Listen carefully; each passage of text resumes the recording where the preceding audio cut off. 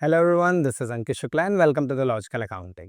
अपनी last class में अब हमने क्लास 11 के चैप्टर 1 को स्टार्ट किया था, जिसमें हमने meaning of accounting, definition of accounting, accounting के प्रोसेस और अकाउंटिंग के फीचर्स यानी कैरेक्टरिस्टिक्स को समझा था। आज की क्लास में हम अपनी चैप्टर 1 को फिनिश करने वाले हैं और बचे हुए सारे टॉपिक को कवर करने वाले हैं। तो चलिए, without any further delay, let's start.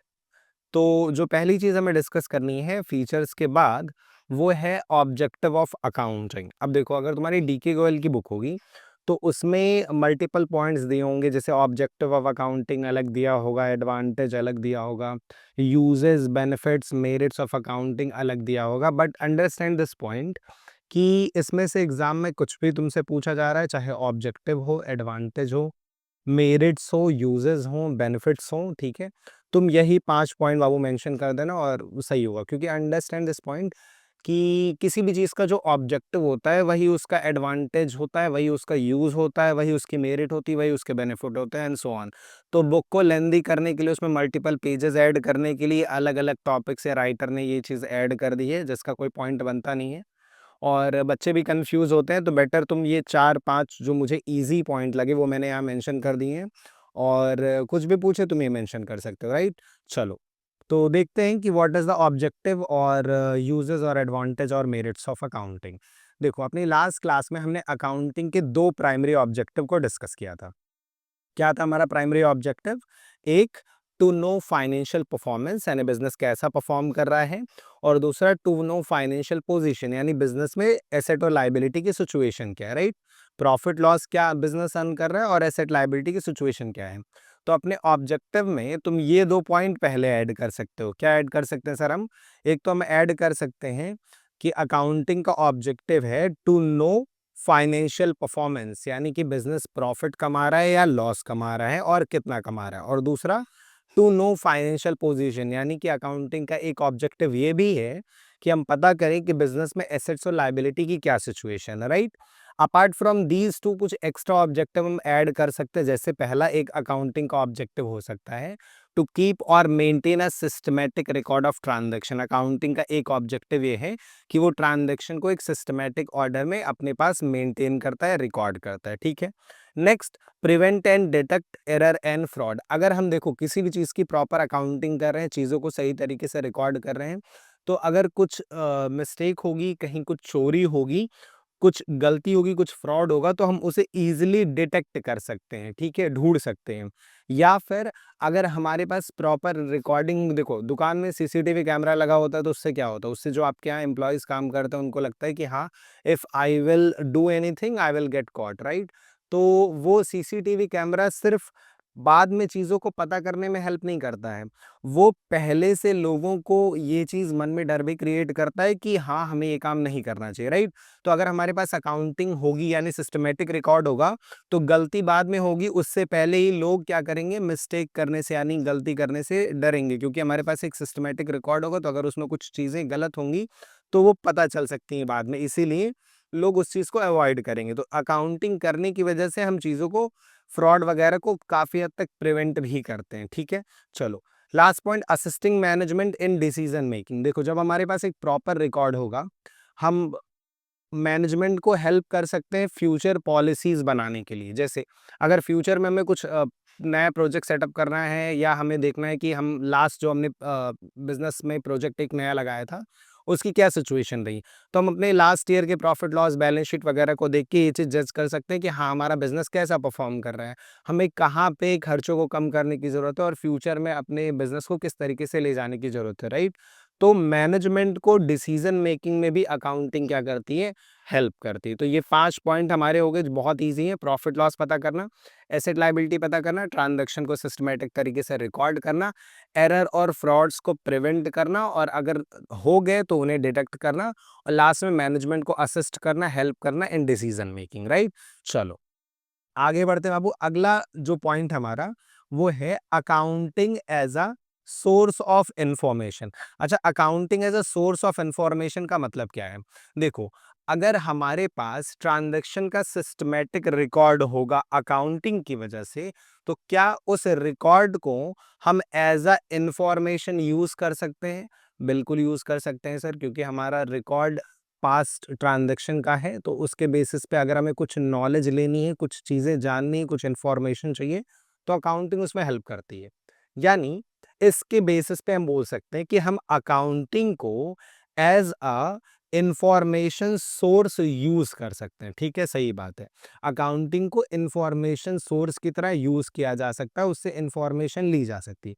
पर नेक्स्ट क्वेश्चन ये है कि वो कौन लोग होंगे जो अकाउंटिंग को as a source of information use करना चाहेंगे, ठीक है? मतलब कौन इंटरेस्टेड होगा जो हमारी अकाउंटिंग को देख के पढ़ के कुछ चीजों को जानना चाहेगा या समझना चाहेगा, ठीक है? अब जो लोग अकाउंटिंग को as a source of information use करेंगे उन्हें हम यूजर्स ऑफ अकाउंटिंग बोल सकते हैं। यूजर्स ऑफ अकाउंटिंग क्यों बोल सकते हैं? क्योंकि वो अकाउंटिंग को एज अ इंफॉर्मेशन यूज कर रहे हैं। अब तुम सोच के बताओ कि कौन हो सकता है जो अकाउंटिंग को यूज करेगा। देखो, सबसे पहले तो सर यूज करेगा ओनर, क्योंकि ओनर ने बिजनेस में कैपिटल लगाई है। ओनर बोल लो या इन्वेस्टर बोल लो, ओनर ने बिजनेस में कैपिटल लगाई है तो जानना चाहेगा कि मेरा बिजनेस कैसा परफॉर्म कर रहा है, तो ओनर इंटरेस्टेड होगा। ओनर के अलावा और कौन इंटरेस्टेड हो सकता है सर? मैनेजमेंट इंटरेस्टेड हो सकता है। क्यों? क्योंकि मैनेजमेंट को फ्यूचर की पॉलिसीज बनानी होती है कि बिजनेस को आगे कैसे ले जाना है, ठीक है? तो उसमें भी अकाउंटिंग उनकी काफी हद तक हेल्प कर सकती है। तो ओनर हो गए, मैनेजमेंट हो गए, ये लोग अकाउंटिंग को इंफॉर्मेशन की तरह यूज करना चाहते हैं, ठीक है? इसके अलावा और कौन हो सकता है? देखो, इसके अलावा जितने भी लोग होंगे उन्हें हम एक्सटर्नल यूजर ऑफ अकाउंटिंग में कंसीडर करते हैं, और ओनर और मैनेजमेंट को हम इंटरनल यूजर ऑफ अकाउंटिंग में कंसीडर करते हैं। यानी अकाउंटिंग को एज अ इंफॉर्मेशन यूज करने वाले लोगों को दो कैटेगरी में बांटा जा सकता है: internal user of accounting and external user of accounting. Internal user में कौन आता है? ओनर और मैनेजमेंट। एक्सटर्नल यूजर में कौन आ सकता है? जैसे देखो, और कौन कौन इंटरेस्टेड हो सकता है? पहला, बैंक इंटरेस्टेड हो सकती है, क्योंकि बैंक को आपको लोन देना होता है, ठीक है? तो बिना आपकी पास्ट परफॉर्मेंस को चेक किए बैंक आपको लोन नहीं देगी। क्रेडिटर इंटरेस्टेड हो सकते हैं, क्योंकि क्रेडिटर आपको उधार सामान बेचते हैं, इनको आप क्रेडिटर, नहीं तुम्हें वर्ड समझ में आ रहा है? क्योंकि अभी हम अकाउंटिंग में बेसिक टर्म्स को सीखे नहीं, तो तुम सप्लायर समझ लो। क्रेडिटर वो इंसान होता है जो हमें गुड्स उधार पे बेचता है। तो जो तुम्हें उधार सामान सप्लाई कर रहा है वो बिल्कुल जानना चाहेगा कि इस बंदे के बिजनेस में सच में प्रॉफिट हो रहा है कि नहीं, हम इसे उधार सामान दे सकते भी हैं कि नहीं, ठीक है? तो क्रेडिटर सप्लायर हो गया, ठीक है? सप्लायर हो गया, बैंक हो गया, और कौन इंटरेस्टेड होगा? टैक्स अथॉरिटीज इंटरेस्टेड होंगी, ठीक है? टैक्स अथॉरिटीज क्यों इंटरेस्टेड होंगी सर? क्योंकि भाई उन्हें टैक्स लगाना है तुम्हारे बिजनेस के ऊपर। तो कितना प्रॉफिट, तुमने जितना प्रॉफिट क्लेम किया है और जिस पे तुम टैक्स डिपॉजिट कर रहे हो, क्या सच में बिजनेस उतना प्रॉफिट कमा रहा है कि नहीं, ये चेक करने के लिए वो आपकी अकाउंटिंग को यूज कर सकते हैं, ठीक है? गवर्नमेंट इंटरेस्टेड होगी अब कि तुम सही तरीके से अपने बिजनेस की गाइडलाइन को फॉलो कर रहे हो कि नहीं, जो गवर्नमेंट ने इशू की है, ठीक है? तो गवर्नमेंट इंटरेस्टेड हो सकती है। और कौन इंटरेस्टेड हो सकते हैं सर? एम्प्लॉयज इंटरेस्टेड हो सकते हैं। क्यों? क्योंकि भाई अगर आपका बिजनेस ज़्यादा प्रॉफिट कमा रहा होगा तो एम्प्लॉय भी बोनस वगैरह एक्सपेक्ट करेंगे, या तुम्हारा बिजनेस अच्छा परफॉर्म नहीं कर रहा होगा तो एम्प्लॉय भी कहीं और स्विच करने की सोच सकते हैं। तो एम्प्लॉय भी उस कंपनी में इंटरेस्टेड होता है जहाँ पे वो काम कर रहा है, राइट? तो एम्प्लॉय हो गए। और कौन हो सकता है सर? कॉम्पिटिटर्स हो सकते हैं, जो आपके जैसा ही बिजनेस चला रहे हैं, तो कॉम्पिटिटर्स भी हमारे बिजनेस में इंटरेस्टेड हो सकते हैं। क्यों? क्योंकि भाई हर कोई ये जानना चाहता है कि जो सामने वाला भी मेरे जैसा ही बिज़नेस कर रहा है, वो चीज़ों को कितने में बेच रहा है, वो कैसे प्रॉफ़िट कमा रहा है, उसमें क्या चीज़ें चल रही हैं। उसी हिसाब से वो अपने बिज़नेस में भी थोड़े बहुत चेंजेस करता है, क्योंकि भाई कॉम्पीट करना रहता है, कस्टमर मेरे पास ज़्यादा है, इस चीज़ के लिए वो ज़रूर कॉम्पिटिटर दूसरे के बिज़नेस में इंटरेस्टेड होता है, तो कॉम्पिटिटर्स हो गए। तो ये हमारे कुछ मेन हो गए जो कि अकाउंटिंग को एज़ अ इन्फॉर्मेशन यूज़ करते हैं, इंटरनल यूज़र और एक्सटर्नल यूज़र, ठीक है? चलो, 2 टॉपिक हमारा हो गया, ऑब्जेक्टिव और यूजर्स ऑफ अकाउंटिंग। आगे बढ़ते हैं, नेक्स्ट टॉपिक हमारा है, देखो तुम्हारे बुक में 3 वर्ड दिए होंगे बाबू: बुक कीपिंग, अकाउंटिंग और अकाउंटेंसी। तो चलो समझते हैं कि इन तीनों वर्ड में डिफरेंस क्या होता है। देखो, बहुत ईज़ी लैंग्वेज में अगर मैं तुमको बताऊँ, तो अकाउंटेंसी हमारा क्या है बाबू? सब्जेक्ट है, ठीक है?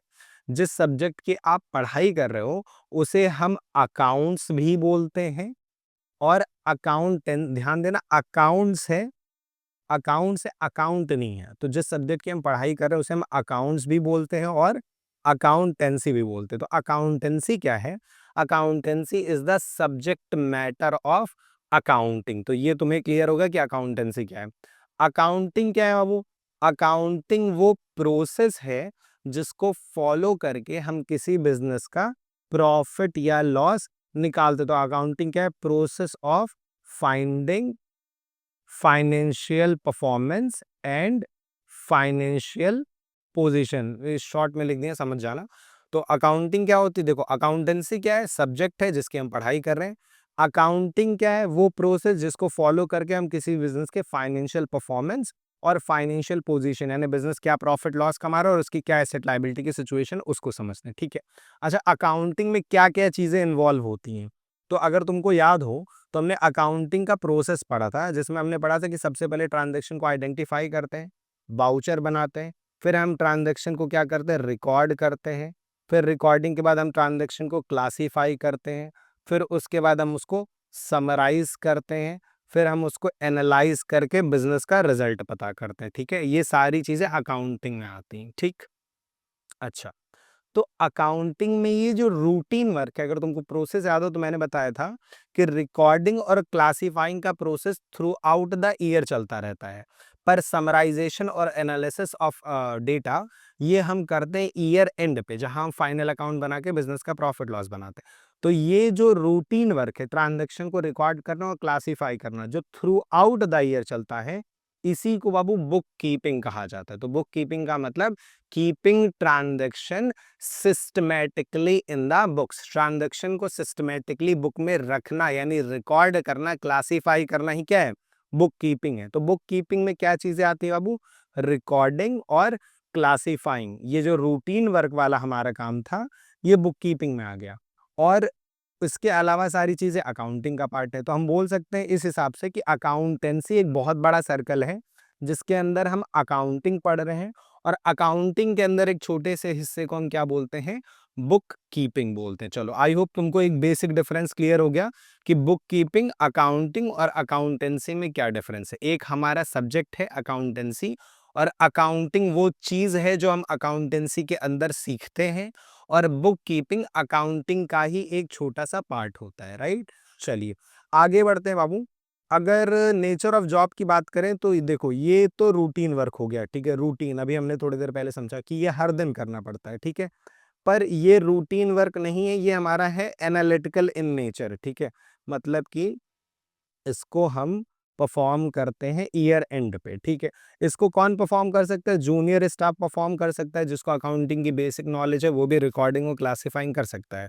पर इसको परफॉर्म करने के लिए भाई आपको एक्सपीरियंस चाहिए, आपको अकाउंटिंग की इन डेप्थ नॉलेज चाहिए, तभी आप proper finding and result, profit loss और एसेट लायबिलिटी तक पहुंच सकते हो। ठीक है, नॉलेज लेवल इसमें मिनिमम नॉलेज चाहिए, minimum minimum level of knowledge से काम चल जाएगा, और यहाँ पे एडवांस लेवल ऑफ नॉलेज चाहिए, ऐसा हम बोल सकते हैं। ठीक है, एडवांस लेवल ऑफ नॉलेज चाहिए। ठीक, और इसके अलावा ऑब्जेक्टिव क्या होता है? तो यहाँ पे हमारा ऑब्जेक्टिव है सिर्फ ट्रांजैक्शंस को रखना, यानी कि ट्रांजैक्शन को रिकॉर्ड करना सिस्टमेटिकली, ये हमारा ऑब्जेक्टिव होगा। पर यहाँ हमारा एंड गोल क्या है? फाइनेंशियल परफॉर्मेंस जानना और फाइनेंशियल पोजीशन जानना। और भाई अकाउंटेंसी तो एक पूरा सब्जेक्ट ही हो गया, तो इसमें कुछ बात ही नहीं है। स्कोप की बात करें तो इसका स्कोप वाइडर है। ठीक है, इसका स्कोप इससे थोड़ा कम है, नैरो बोल सकते हैं। ठीक है, नैरो। और इसका स्कोप उससे भी नैरो है, मतलब ठीक है। देखो, तुम्हारी बुक में जो डिफरेंस दिया है, वो दिया है बुक कीपिंग और अकाउंटिंग में एक जगह, और अकाउंटिंग और अकाउंटेंसी में। ठीक है, मतलब तुम्हारी बुक में तीनों डिफरेंस एक साथ नहीं पूछा है। तो अगर पूछेगा भी तो तुम्हें या तो बुक कीपिंग अकाउंटिंग में पूछेगा, या अकाउंटिंग और अकाउंटेंसी में पूछेगा। तो टाइम बचाने के लिए और चीज़ों को अच्छे से समझने के लिए हम तीनों को एक साथ ही डिस्कस कर रहे हैं। ठीक, तो तुम समझ गए। स्कोप इसका सबसे ज़्यादा स्कोप इसका है, मतलब बड़ा स्कोप है, वाइडर स्कोप है।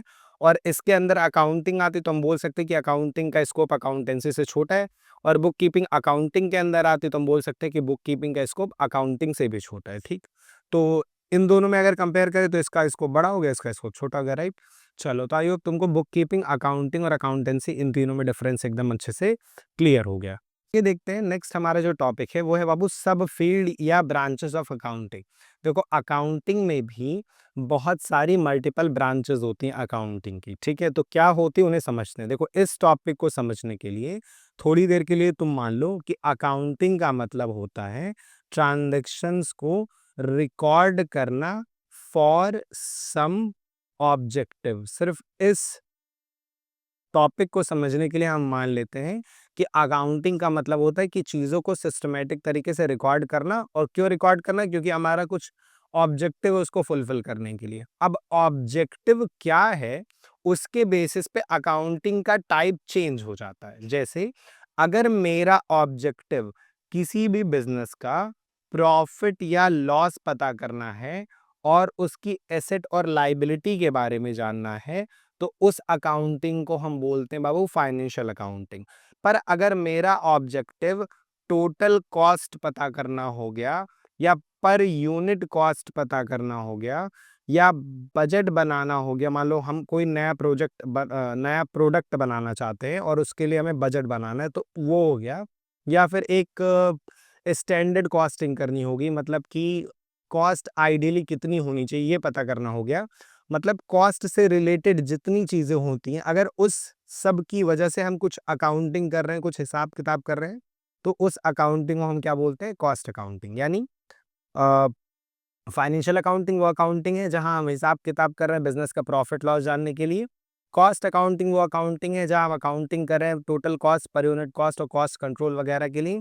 मैनेजमेंट अकाउंटिंग वो अकाउंटिंग है जहां पे हम हिसाब किताब करते हैं मैनेजमेंट को असिस्ट करने के लिए, हेल्प करने के लिए। टैक्स अकाउंटिंग वो अकाउंटिंग है जहां पे हमारा पर्पस है टैक्स पता करना कि कितना टैक्स पे करना है। और सोशल रिस्पॉन्सिबिलिटी क्या होता है उस पर बात करते हैं। देखो, किसी भी बिजनेस के ऊपर ये रिस्पॉन्सिबिलिटी होती है कि वो सोशल वेलफेयर पे कुछ कुछ पैसे खर्च करे। देखो, कोई भी बिजनेस बिना सोसाइटी के एग्जिस्ट नहीं कर सकता। बिजनेस प्रॉफिट कमा रहा है क्योंकि एक पर्टिकुलर सोसाइटी एग्जिस्ट कर रही है जो उससे चीजों को खरीद रही है, बेच रही है, ठीक है। तो अगर बिजनेस फल फूल रहा है किसकी वजह से? सोसाइटी की वजह से। तो ये बिजनेस की भी रिस्पॉन्सिबिलिटी होती है कि वो अपने प्रॉफिट में से कुछ पैसा सोशल वेलफेयर पे खर्च करे। और कोई बिजनेस अपनी इनकम से कितना पैसा खर्च कर रहा है सोशल वेलफेयर पे, सोशल रिस्पॉन्सिबिलिटी पे, उसका हिसाब किताब रखना क्या हो गया? Social responsibility accounting. तो आई होप तुमको सब फील्ड समझ में आ गई, जिसका मतलब होता है कि रिकॉर्डिंग की जा रही कुछ ऑब्जेक्टिव के लिए। अगर मेरा ऑब्जेक्टिव है प्रॉफिट लॉस पता करना, फाइनेंशियल अकाउंटिंग। मेरा ऑब्जेक्टिव है हिसाब किताब करने का कॉस्ट से रिलेटेड, तो कॉस्ट अकाउंटिंग। मेरा ऑब्जेक्टिव है मैनेजमेंट को हेल्प करना, तो उस हिसाब किताब वाली अकाउंटिंग को हम बोलते हैं मैनेजमेंट अकाउंटिंग।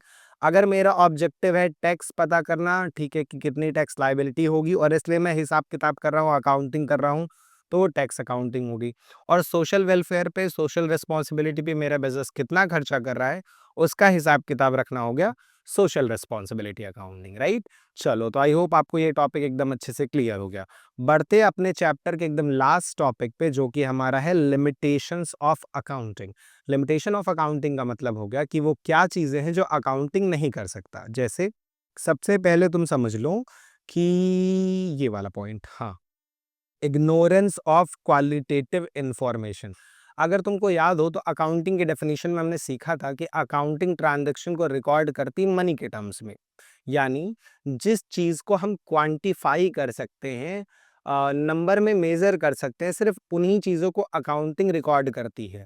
अगर कोई क्वालिटी है किसी बिजनेस में, किसी एम्प्लॉय की, किसी मैनेजर की, जो बहुत वैल्यूएबल है, मान लो कोई बिजनेस है जो किसी पर्टिकुलर एम्प्लॉय की वजह से बहुत पैसा कमा रहा है, ठीक है, उसके बेटर मैनेजमेंट स्किल की वजह से बहुत पैसा कमा रहा है, और कल को वो एम्प्लॉय बिजनेस छोड़ के चला जाता है, तो उसकी वजह से ऑब्वियस सी बात है बिजनेस का प्रॉफिट अफेक्ट होगा।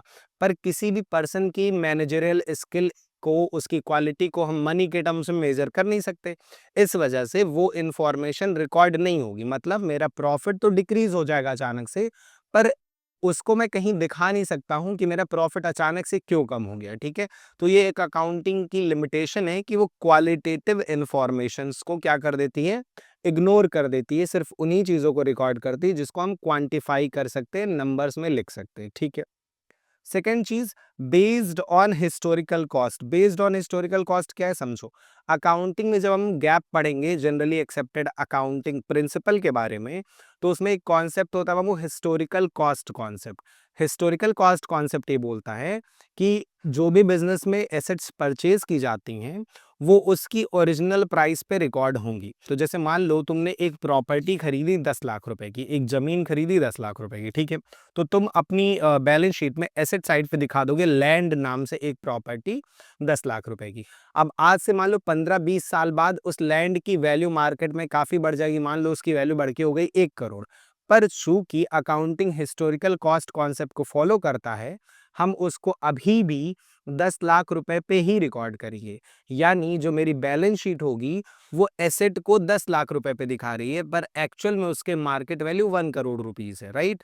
तो ये भी एक अकाउंटिंग की लिमिटेशन हो गई कि चूंकि ये हिस्टोरिकल कॉस्ट कॉन्सेप्ट पे बेस्ड होता है तो इन्फॉर्मेशन सही रिफ्लेक्ट नहीं होती है, राइट। चलो ये भी क्लियर हो गया कि दो लिमिटेशन क्या होती हैं। एक लिमिटेशन ये समझो, influenced by personal judgement. Influenced by personal judgement से क्या मतलब है? देखो, अकाउंटिंग में बहुत सारी जगह ऐसी होती हैं जहां पे हमें दो अकाउंटिंग ट्रीटमेंट में से किसी एक को चूज करना होता है। मतलब किसी काम को करने के लिए अगर दो तरीके हैं तो तुमको दोनों में से किसी एक को चूज करना पड़ेगा। और अकाउंटिंग में ऐसी बहुत जगह आती है जहां पे किसी चीज का मल्टीपल अकाउंटिंग ट्रीटमेंट होता है। तो हो सकता है कि उस टाइम पे अकाउंटेंट उन मल्टीपल ट्रीटमेंट में से किसी एक ट्रीटमेंट को यूज करे, ठीक है। और अगर मान लो उसने एक गलत ऑप्शन चूज कर लिया तो जो अकाउंटिंग वो कर रहा था वो भी गलत हो गई।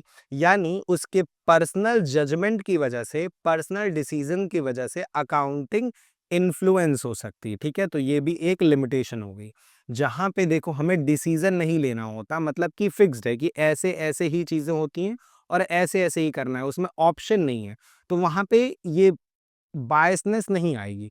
पर जहाँ पे मल्टीपल ऑप्शंस होते हैं किसी भी चीज़ को करने के लिए, वहाँ पे आपके पास ऑप्शन ही नहीं है, आपको कुछ ना कुछ चूज़ करना ही करना है। तो जब आप चूज़ करोगे और अगर आप गलत चूज़ कर लेते हो, तो उससे आपका एंड रिजल्ट अफेक्ट हो सकता है और ये भी एक अकाउंटिंग की लिमिटेशन हो गई। नेक्स्ट है बाबू, affected by window dressing. Window dressing का मतलब क्या है? देखो, अकाउंटिंग में विंडो ड्रेसिंग का मतलब होता है चीजों को बढ़ा चढ़ा के दिखाना और बिजनेस में रिजल्ट को बेटर दिखाना। एसेट्स को हम क्या कर दे रहे हैं? ओवर वैल्यू कर दे रहे हैं। और लाइबिलिटीज को, ठीक है, जो हमें पेमेंट करनी होती उसको हम अंडर वैल्यू कर दे रहे हैं। मतलब हमारी ऑब्लिगेशन जितनी है हम उसको कम पे दिखा रहे हैं और एसेट्स को ज्यादा पे दिखा रहे हैं। तो इससे लोगों को लगेगा कि अरे वाह, ये बिजनेस तो बहुत अच्छा है, पर एक्चुअल में रिजल्ट वैसे नहीं है। और इस मैनिपुलेशन ऑफ अकाउंटिंग को कहा जाता है विंडो ड्रेसिंग। और चूंकि अकाउंटिंग एक ह्यूमन, एक अकाउंटेंट ही करता है, तो हो सकता है ओनर जो उसको सैलरी दे रहा है वो उसको बोल दे कि भैया हमारी कंपनी में कुछ इन्वेस्टर इन्वेस्ट करने वाले हैं फ्यूचर में, तो तुम एक काम करो, फॉल्स रिप्रेजेंटेशन करो, चीज़ों को बढ़ा चढ़ा के दिखाओ, ठीक। और उसको करना पड़ेगा क्योंकि वो सैलरी ले रहा है, राइट।